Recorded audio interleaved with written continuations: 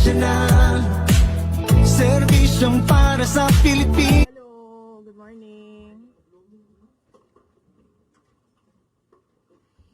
Okay na? Okay, sige. Mga kababayan, Assalamualaikum warahmatullahi wabarakatuh. Madayaw, maayong adlaw, kaninyong tanan. Magandang araw sa inyong lahat.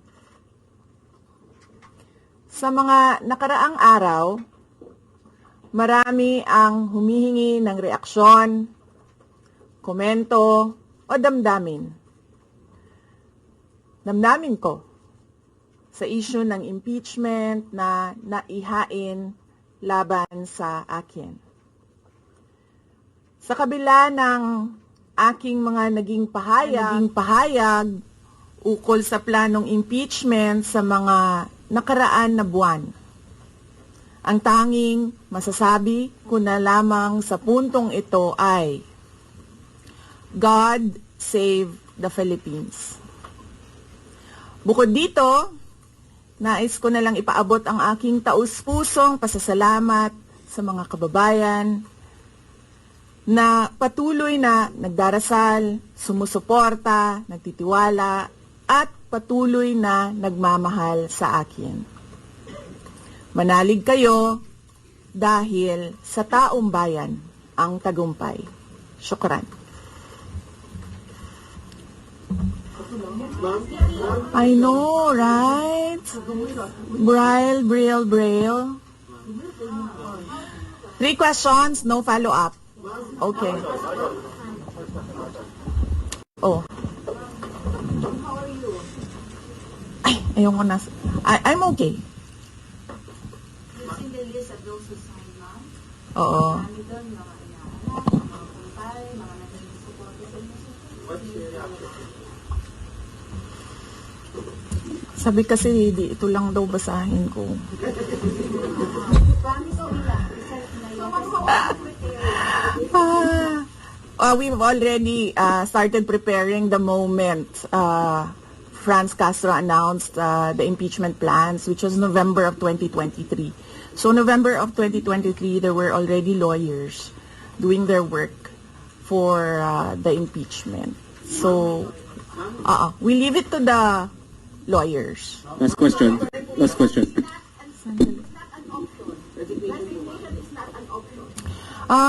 Wala pa tayo doon, ma'am.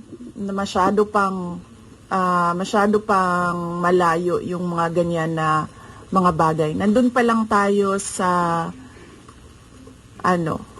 pagbabasa ng. Actually, ma'am, wala pa tayo doon dahil yung mga abogado lang yung nagtatrabaho. Hindi ko talaga alam kung anong ginagawa nila. But I have a meeting with them. Last question, please. The president said he has nothing to do with the impeachment.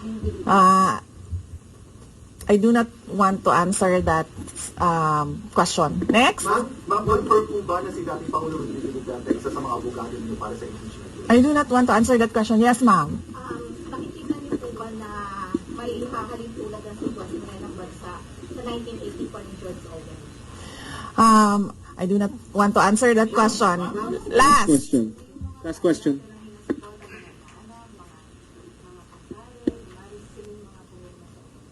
Paniwala ko lang, no, if you have to explain or defend your signature in a yes petition for impeachment, then you feel that you have done something wrong. Kasi kung wala ka namang ginawang mali, bakit mo i-defend yung pirma mo? Thank So you. yun yung paniwala ko. Ma'am, naniniwala po ba kayo na may gumalaw po for the impeachment? May gumalaw po na parang money for...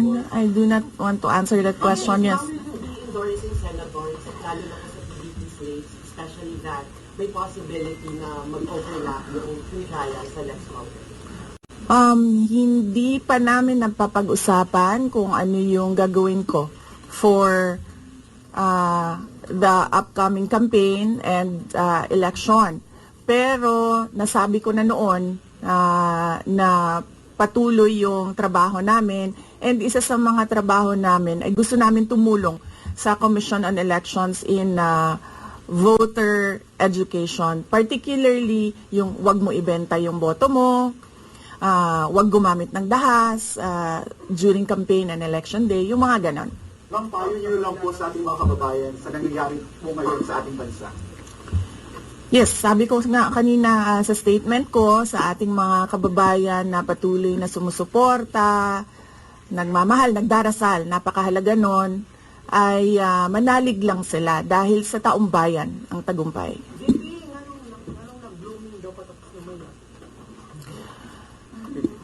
Nganong naakadri sa Manila na taga Davao man ka? Thank you, OVP Media. Yes, sir.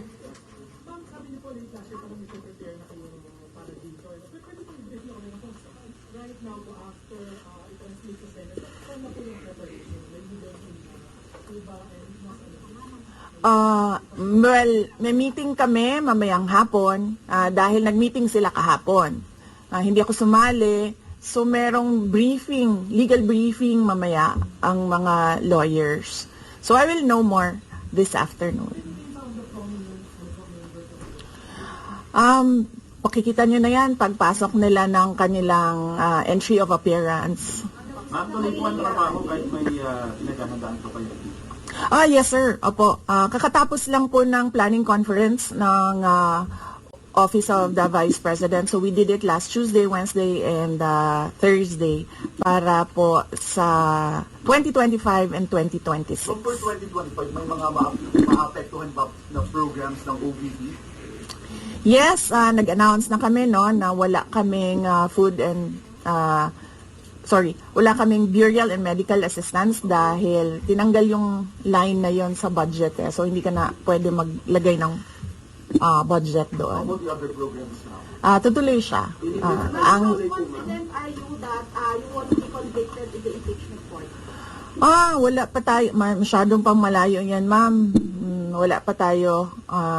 Hindi pa natin inaano yan. Final question, Na-assess ngayon. Final question. Number one for Nagtanong ka na ba?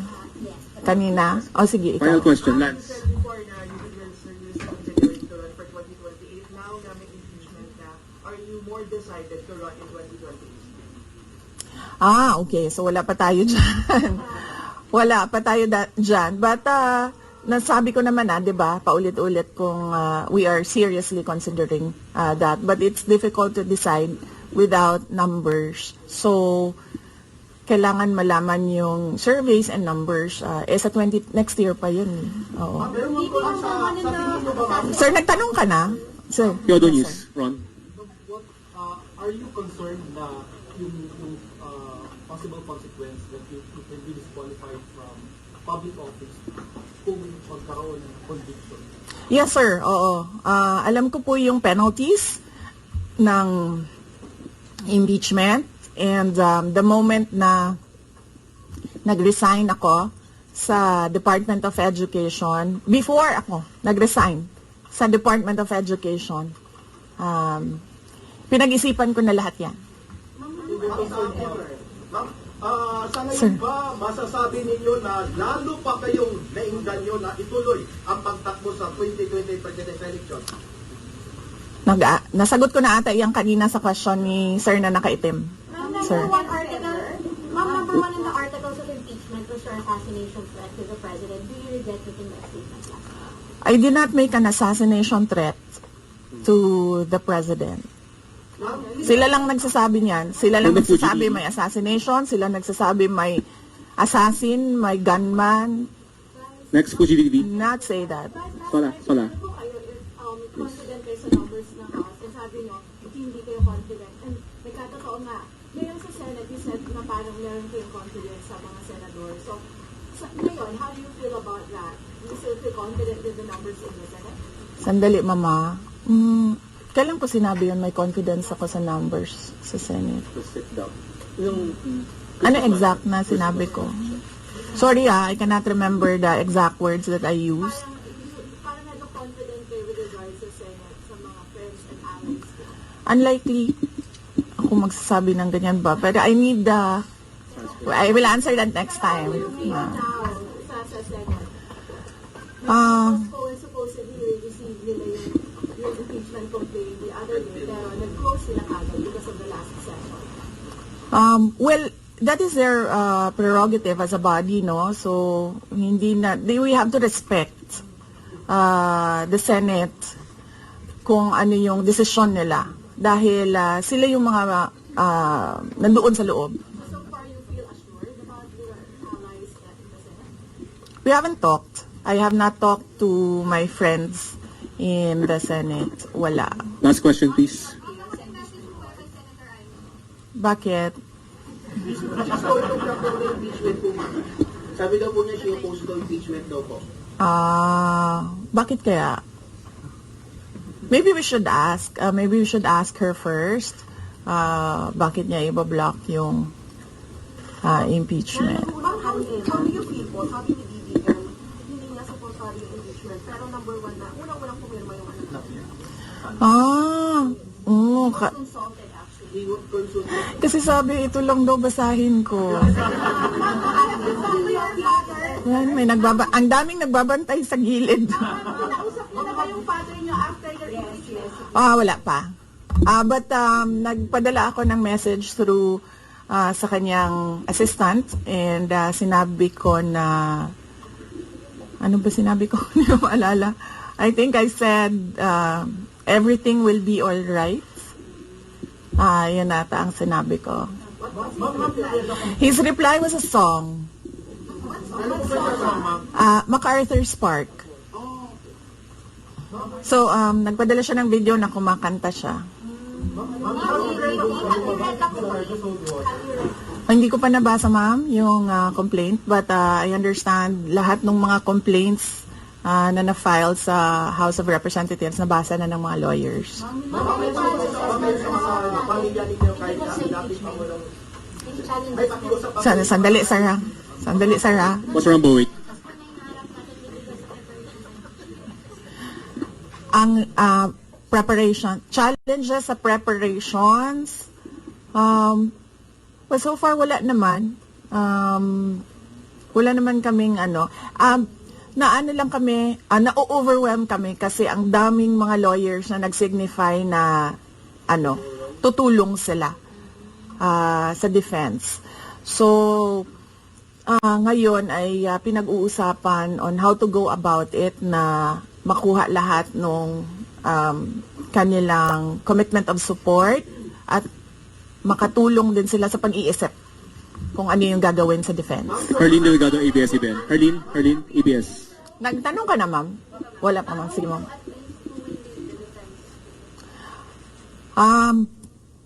Sabihan ko na lang sila na mag-announce na sila kung gusto na nila mag-announce. Pero yung father niyo kasama pa rin? Kasi sabi niyo before, your father would be helping also. Well, he is welcome. He is a lawyer. So he is welcome to give his advice, input in the defense.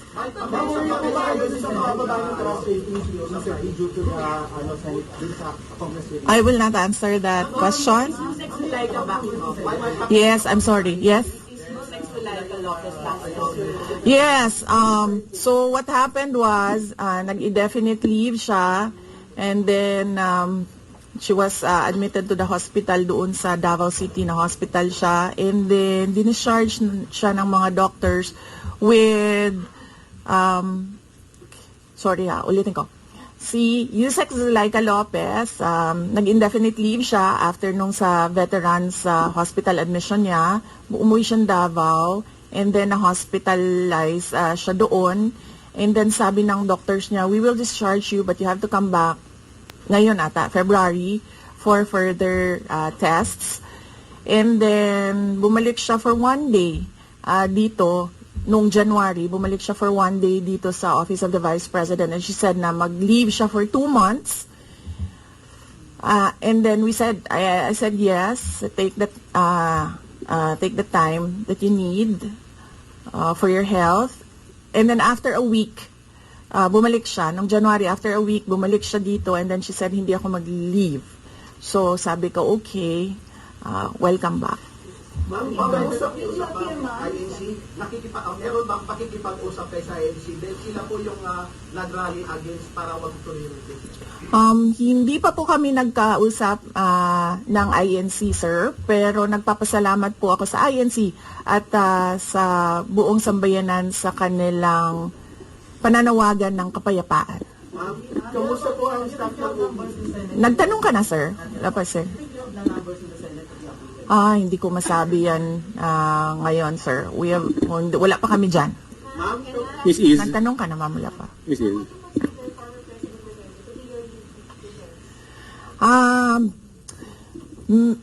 He will, maybe if he wants to, he can be part of the defense team. But because of his age and because of rigorous preparations in an impeachment case, baka sabihin ko sa kanya na wag na lang siyang mag-lead dahil medyo may edad na si former President Rodrigo Duterte. He's already 80 years old this year. Kamusta po ang staff ng OBP after they heard about the impeachment po, ma'am? Ano po naramdaman po nila na when you were impeached by the House? Ano po naramdaman ng staff ng OBP in general? Are they sad? Are they worried po ba, ma'am? Hindi ko alam, pinagtatawanan lang nila ako dito sa gilid kasi hindi daw ako sumunod. Sabi, basahin lang daw talaga ito. Ha? Okay. Kung pwede namang hindi, and I understand, pwede naman. Hindi na. Oo. Kasi baka ma-intimidate lang sila lahat sa presence ko doon. May mga plano po ba kayo para itulak ang pag-audit, lalo na po sa mga kongresista natin na ginagamit ang pera o pondo ng gobyerno para pag-block propaganda against you? Hindi ko na muna sagutin yung tanong na yan ngayon, ma'am. Doon muna tayo sa God Save the Philippines. Mika, Reuters. Dissuade or encourage your supporters in case they go to the street to rally? Sa panahon ngayon, ma'am, na sobrang mahal ng presyo ng mga bilihin, lalong-lalo na ng pagkain, sasabihin ko sa mga supporters sa taong bayan na unahin muna nila ang trabaho and negosyo nila kesa sa mag-rally sila sa mga daan. Dahil marami o lahat tayo breadwinners. So merong mga bata or merong mga kapamilya na nagdedepende sa atin. At tayo naman ang social media capital ng buong mundo. Kung gusto talaga nilang magsalita at tumulong, doon na lang sila sa social media kung saan nakakatrabaho pa rin sila. Pero nagagawa nila kung ano yung nararamdaman nila na gusto nilang gawin. At yun ay magsalita at marinig sila ng taong bayan at ng mundo. Mika Flores, Reuters. Are you not confident that you have enough allies to avoid a convention in the Senate acting in Hindi ko pa naisip yan, sir. I've not counted numbers of votes in the Senate, so we are not there yet. We are still, the legal team is still in the preparation of the defense and what we will do moving forward.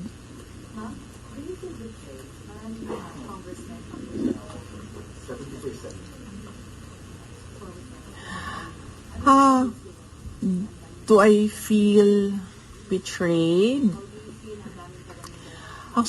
Actually, ma'am, wala akong feelings. Wala akong feelings about it. Kasi, kung napapansin nyo, wala naman kasi talaga akong barkada na politiko. I don't join their circles. But we are friends, yes. But kung ninong at ninang lang ng mga anak, walang ninong at ninang na politiko ang mga anak ko. Oo. Maliban kay Stonefish, dahil nandoon si former President Erap Estrada. So, I don't move in the circle of politicians. Kaibigan, yes. But to say that meron akong close relationship, personal relationship with them, wala naman. Kaya siguro, ganyan din siguro kadali sa kanila ang magdesisyon about the impeachment. Kasi wala naman talagang something that is worthwhile sa aming pagiging magkaibigan. Last question, Nung last Jason. ng impeachment, nagkaroon po ba kayo ng prior information na may impeach kayo sa House on the last session day? Or may nag-PM ba kayo? Naka-receive po ba kayo? Or nag-take? Yes. Oo. Si JC. Si JC. Hindi siya natulog. Sabi ko sa kanya, matulog na JC kasi ang mangyayari ay mangyayari kaya sera-sera. Diba? Comment yun lang po, ma'am. Alam ko matagal na ito, but the QC Prosecutor's Office dito na suwa yung patong-patong na kaso against you. Yes. What was your initial reaction about that? And second po, any updates sa security details natin, ma'am? Tuloy po ba yung pag-try po natin ng silence? Okay, hindi ko nasasagutin yan ha. Dun lang tayo sa God Save the Philippines. Ma'am, Okay. last na lang po ma'am on my end. Ma'am, you said God save the Philippines. Gaano na po palala ang problema ng Pilipinas ever since na nagkaroon ng issue sa impeachment na ito? Parang, ano po yung nakikita yung problem sa Pilipinas ngayon? At bakit nila ininay po impeachment na ito? Gaano kalala ang Pilipinas na pag-iwanan na tayo ng panahon at ng ating mga kapitbahay dito sa region at napag-iwanan na tayo ng mundo. Malala siya since na nagkaroon ako ng understanding. Kasi 1990s, tapos 1990s, magulo. Well, sa amin, magulo, sa Mindanao. And then, ngayon, nagbabadya ang gulo sa Mindanao. So, parang wala namang nagbago. So, malala. Sobrang malala. Dahil, kung nakakausap mo yung mga tao na arawan yung kanilang sweldo, yung pera nila hindi na talaga sapat para sa pagkain, para sa kuryente, para sa bahay, para sa tubig, para sa pag-aaral ng kanilang mga anak. At kung basehan natin yung pag-alis ng mga Pilipino sa sarili nilang bansa ay sobrang malala dahil sobrang dami ng ating mga kababayan ang pumupunta, nakikipagsapalaran sa ibang bansa dahil wala silang makita na pag-asa, wala silang makita na oportunidad dito sa ating bayan.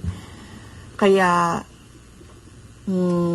parang nakakaawa na tayo dito sa loob at nakakahiya yung estado natin kapag iniligay mo siya in a global stage na kung saan pinapanood tayo ng ibang mga lahi at ibang mga bansa. And because of that, ma'am, And because of that, tapos na tayo. you will run for presidency because of that.